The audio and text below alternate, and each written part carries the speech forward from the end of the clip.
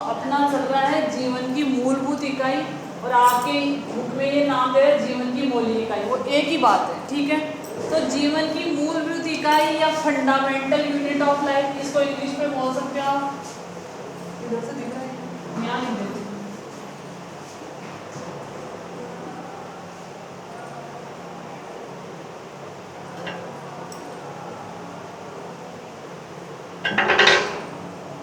Fundamental unit of life, एक ही बात है, कैसे भी देख लो आप लोग, ये एक ही नाम है, तीनों चारों एक ही नाम है। तो इस वाले चैप्टर में अब तक अपन ने क्या देखा, कोशिका क्या होती है। सबसे पहले अपन ने देखा था कोशिका, जीव की संरचनात्मक और क्रियात्मक इकाई क्या कहलाती है आपकी, कोशिका। एक कॉपी भी निकालो, इससे थोड़ा लिखते रहो, पता चलेगा कि आप कुछ तो किया था क्लास में। जीवन की मूलभूत इकाई आपने छोटी क्लास में पढ़ा होगा, जीवन की मूलभूत इकाई कोशिका कहलाती है। अगर 9th स्टैंडर्ड की बात की जाए तो संरचनात्मक और क्रियात्मक इकाई क्या होती है आपकी, कोशिका होती है। कोशिका की खोज किसने की थी, ये टॉपिक भी अपन देख चुके हैं। कोशिका की खोज रॉबर्ट हुक ने की थी। रॉबर्ट हुक ने क्या की थी, कोशिका की खोज की थी 1665 में। ठीक है, इसके अलावा अपन ने देखे कि कोशिका में क्या क्या भाग होते हैं। तो कोशिका में होते हैं आपके केंद्रक और कोशिकांग। क्या क्या होते हैं आपके, केंद्रक होते हैं, कोशिकांग। वीडियो देख रहे हो आप, वीडियो देख रहे हो, हाँ, तो उसमें आपको सारा मिल जाएगा। ठीक है, केंद्रक होते हैं, कोशिकांग होते हैं। केंद्रक की संरचना बाकायदा चित्र बना के अपन ने समझ लिए। कोशिकांग में भी अपन ने बहुत सारे कोशिकांग देख लिए। इसके अलावा कोशिका भित्ति भी देखी थी अपन ने। कोशिका भित्ति पादप कोशिका का सबसे बाहरी आवरण होता है, जो कोशिका भित्ति कहलाती है। कोशिका झिल्ली देख ली अपन ने। कोशिका भित्ति के अलावा क्या देखी अपन ने, कोशिका झिल्ली। और कोशिकांगों में क्या क्या देखे, माइटोकॉन्ड्रिया देखा, जिसमें एटीपी का निर्माण होता है। राइबोसोम देखा, ये पिछला मैं सिर्फ रिवाइज कर रही हूँ। राइबोसोम देखा। इसके अलावा ईआर देखी, अंतःपृथ्वी जालिका देखी। लाइसोसोम देखा, लाइसोसोम देखा। ठीक है, हरित लवक देखा, हरित लवक की संरचना।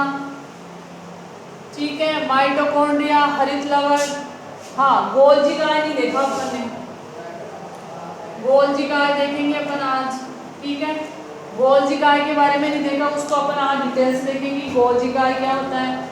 इसके अलावा रसधानियां भी होती है, रसधानियां। तो अपन ने ये भी नहीं, अपन ने देखा क्या क्या, केंद्र की संरचना देख ली, कोशिका भित्ति देख ली, कोशिका झिल्ली देख ली, माइटोकॉन्ड्रिया देख लिया, राइबोसोम देख लिया, ईआर देख लिया, लाइसोसोम देख लिया, हरित लवक देख लिया। अब क्या बचा, गोल्जिकाय और रसधानियां। तो आज अपन देखेंगे गोल्जिकाय। लाइसोसोम को क्या कहा जाता है, आत्मघाती थैली, सुसाइडल बैग। इनमें क्या पाए जाते हैं आपके, हाइड्रोलाइटिक एंजाइम, या क्या पाए जाते हैं आपके, पाचक एंजाइम पाए जाते हैं, जिसकी वजह से क्या करते हैं, ये अपनी भित्ति को ही पचा लेते हैं।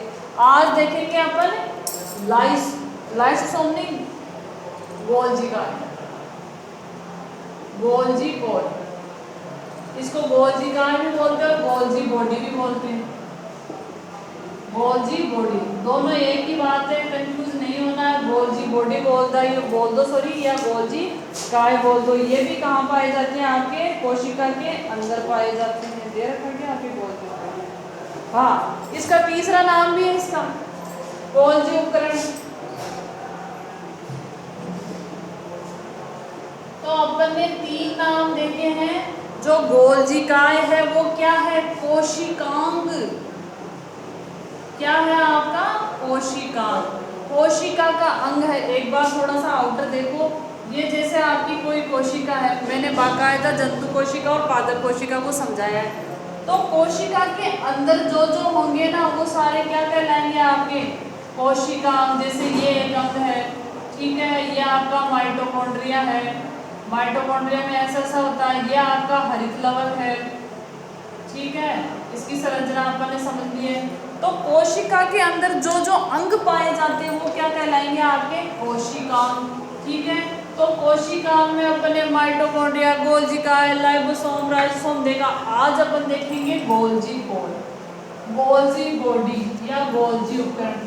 तीनों एक ही नाम है। कान को ऐसे पकड़ो, ऐसे घुमा के पकड़ो, चाहे इससे पकड़ लो, कैसे पकड़ लो, ये क्या है आपका गोल्जी उपकरण। ठीक है, हाँ, इसको गोल्जी उपकरण बोल दो। अब इसकी खोज किसने की थी? कैमिनो गोल्जी ने।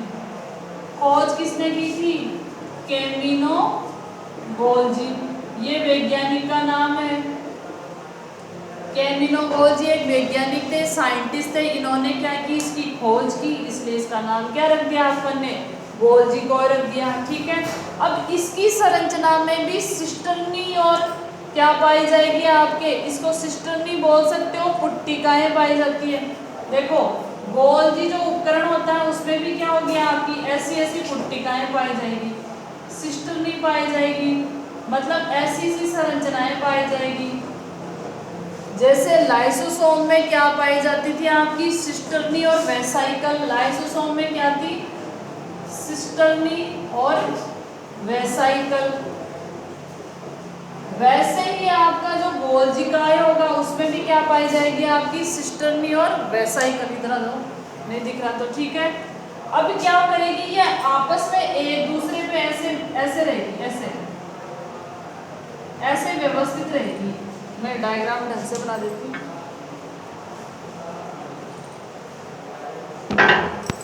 ऐसे व्यवस्थित रहेगी।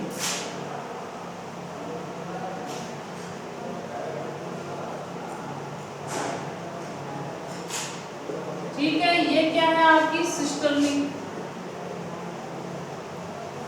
तो जो गोल्जिकाय होता है उसमें सिस्टर्नी और वेसाइकल्स प्रेजेंट होगी। ठीक है, और ये इनको अगर हिंदी में बोला जाए तो इनको क्या बोला जाता है आपके? पुट्टिकाएं बोला जाता है, पुट्टिकाएं, पुट्टिकाएं।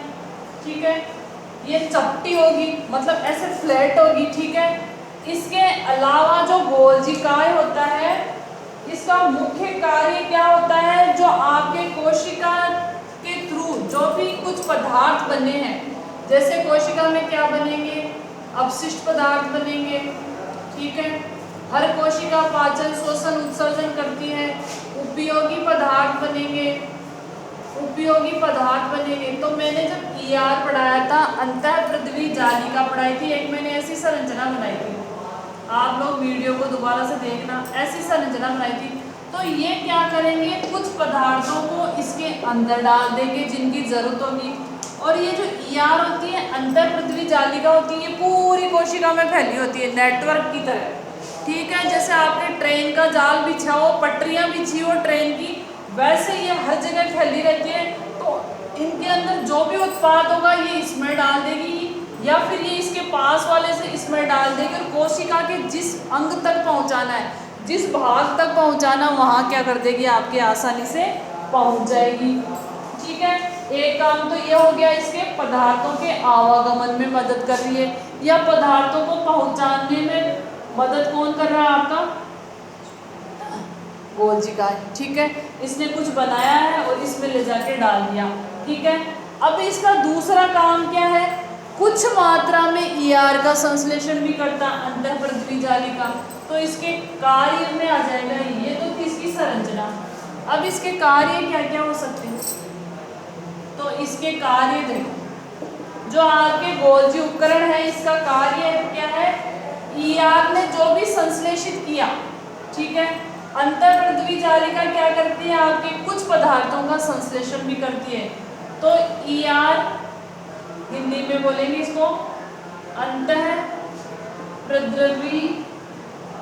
जालिका, एंडोप्लाज्मिक रेटिकुलम, एंडोप्लाज्मिक रेटिकुलम। ठीक है, इसने संश्लेषित किए।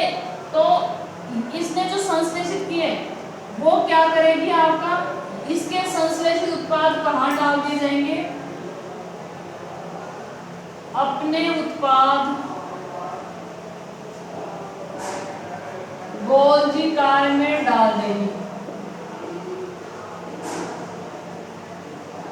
मेरे सेंटेंस पे ध्यान से देखना।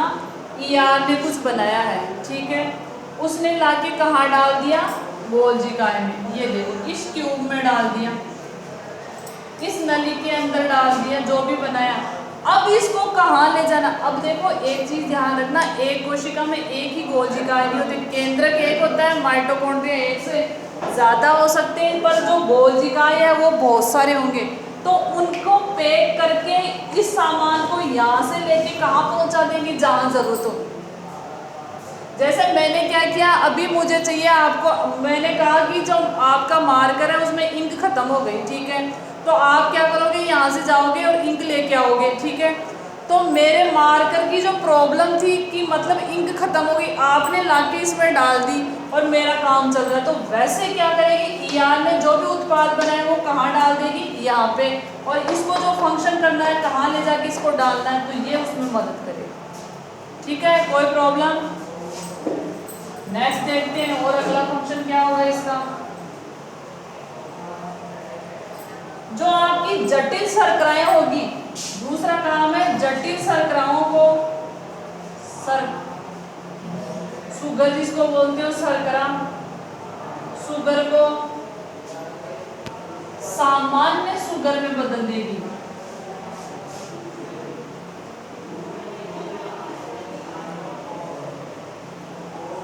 बदल देगा। जो जटिल शर्कराएं होती, जैसे अब आपने पढ़ा होगा ग्लूकोज, ग्लूकोज का नाम आया, ग्लूकोज का सूत्र होता है C6H12O6, ठीक है। ये कहाँ से बनता है? पौधे जब प्रकाश संश्लेषण की क्रिया करते हैं तो कार्बन डाइऑक्साइड लेते हैं, जल लेते हैं और क्या बनाते हैं? आपके ग्लूकोज का अणु बनाते हैं, ठीक है।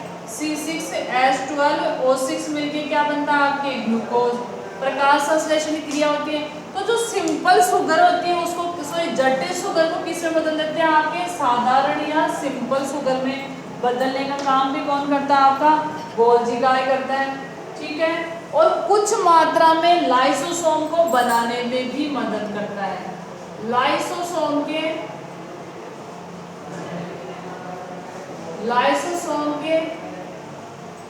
निर्माण में भी मदद करता है, निर्माण में भाग लेता है। तो ये था आपका गोल्जीकाय। गोल्जीकाय को गोल्जीकाय, गोल्जी बॉडी, गोल्जी उपकरण कहते हैं। कैमिनो गोल्जी ने इसको खोजा था। इसके अलावा ये क्या करता है? कोशिका में एक पदार्थ उत्पन्न हुआ, उसको जो अंतःपृथ्वी जाली का उसमें लाके डाल देगी और जहाँ पहुँचाना ये पहुँचा देगा।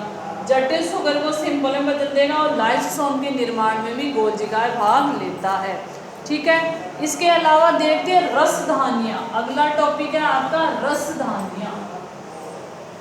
रसधानियां का मतलब होता है जिनमें कोई ना कोई रस भरा होगा। रसधानियां देखो, आप लोगों ने छोटी क्लास से ही अमीबा पढ़ा होगा। अमीबा का नाम देखा होगा। अमीबा कैसा होता है? ऐसा होता है। अमीबा ऐसा होता है। अमीबा में क्या पाई जाती है? आपकी खाद्य धानी। अमीबा में क्या पाई जाती है? खाद्य धानी, ठीक है। रिक्तिका भी बोलते हैं इसको, जलधानी होती है, जलधानी होगी। तो धानियों का मतलब क्या है? छोटी छोटी ऐसी संरचनाएं होगी, ऐसी छोटी छोटी संरचनाएं होंगी जिनके अंदर कुछ न कुछ भरा होगा। अगर जल भरा हुआ है तो उसको जलधानी बोल देंगे, खाद्य पदार्थ भरा है तो उसको खाद्य धानी बोल देंगे, ठीक है। अगर अपशिष्ट पदार्थ बना है तो उसको अपशिष्ट धानी बोल देंगे। जैसा भी पदार्थ इन रिक्तिकाओं में भरा हुआ उसके अनुसार क्या होंगे? इनके नामकरण होंगे। और जो भी आपकी कोशिका होती है उसमें कई प्रकार के क्या पाई जाती है? आपकी रसधानियाँ पाई जाती है। अपशिष्ट धानी भी उपस्थित होगी, इसके अलावा खाद्य धानी भी उपस्थित होगी, जल धानी भी उपस्थित होगी। तो विभिन्न प्रकार की क्या पाई जाती है? आपकी धानियाँ पाई जाती है, ठीक है। इसके अलावा क्या हो सकती है? उपयोगी पदार्थों की, जैसे आपके एक रसधानी है, ठीक है, तो इसमें क्या हो सकता है? आपकी शर्करा हो सकती है जिसको ग्लूकोज बोल सकते हैं, ठीक है। इसके अलावा क्या हो सकते हैं इसमें? जैसे आपके खाद्य पदार्थ हो सकते हैं, कोई भी खाद्य पदार्थ है। तो खाद्य धानियाँ, रसधानियाँ क्या होंगी? ऐसी आपकी गोलाकार संरचना होगी, वर्ताकार संरचना होगी, जिनमें आवश्यकता के अनुसार जैसी रसधानी वैसा पदार्थ क्या होगा? आपका डाला होगा। तो ये थी आपकी रसदानियाँ। अब आपके देखो चैप्टर के बीच में जो ब्लू वाली लाइन होती है उसमें कुछ क्वेश्चन दिए होते हैं और यहीं से क्वेश्चन बनते हैं आपके। तो आपके पास बुक होगी या नहीं होगी, मैं 3-4 क्वेश्चन लिख देती हूँ और ये क्वेश्चन वही है जो अपन पढ़ चुके हैं, उसमें से क्वेश्चन निकल के आए तो आप करके लाओगे इनको, और नहीं आएगा तो मुझे पूछोगे, ठीक है। जैसे वीडियो देखते हो तो उसके लास्ट में आप कमेंट्स में भी लिख सकते हो, वो भी मैं देखती हूँ, ठीक है। तो आपके क्वेश्चन बन रहा है, फर्स्ट क्वेश्चन है आपके लाइसोसोम को आत्मघाती थैली क्यों कहते हैं। पहला क्वेश्चन है लाइसोसोम को, मैंने अच्छे से एक्सप्लेन किया, लाइसोसोम को आत्मघाती थैली क्यों कहते हैं, सुसाइडल वेव। फिर से समझा देती हूँ, लाइसोसोम होता है उसमें पाए जाते हैं हाइड्रोलाइटिक या अपघटक एंजाइम, तो वो क्या करेंगे, अपशिष्ट पदार्थों को पचाने का काम करते हैं, ठीक है। और क्या करते हैं, कई बार अपशिष्ट पदार्थों को पचाते पचाते इतने ज्यादा से, ये लाइसोसोम, ठीक है, ये लाइसोसोम है, समझ लो। इसमें उपस्थित होंगे हाइड्रोलाइटिक एंजाइम, ठीक है, अपघटनीय एंजाइम, तो ये अपशिष्ट पदार्थों को पचाते पचाते कई बार इतनी ज्यादा मात्रा में स्तर होते हैं कि अपनी इसको भी पचाते हैं, खुद को खा गए, इसलिए इनको क्या कहते हैं, आत्मघाती थैली। अपने शब्दों में लिखना आपको। दूसरा क्वेश्चन बनता है आपके,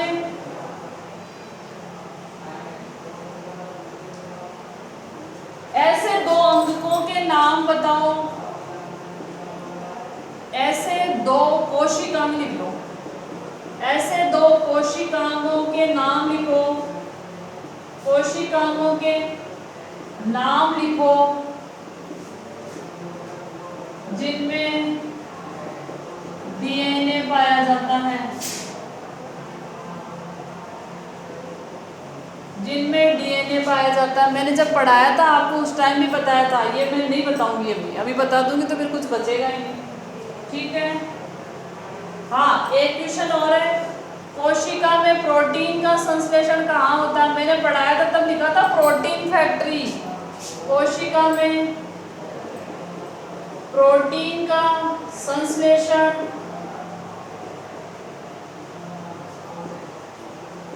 कहाँ होता है, ये क्वेश्चन भी लिखना है। एक क्वेश्चन है, अगर किसी कोशिका का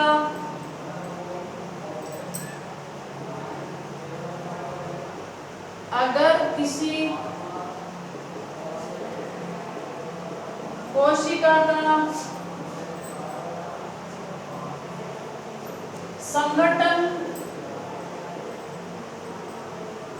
नष्ट हो जाए तो क्या होगा।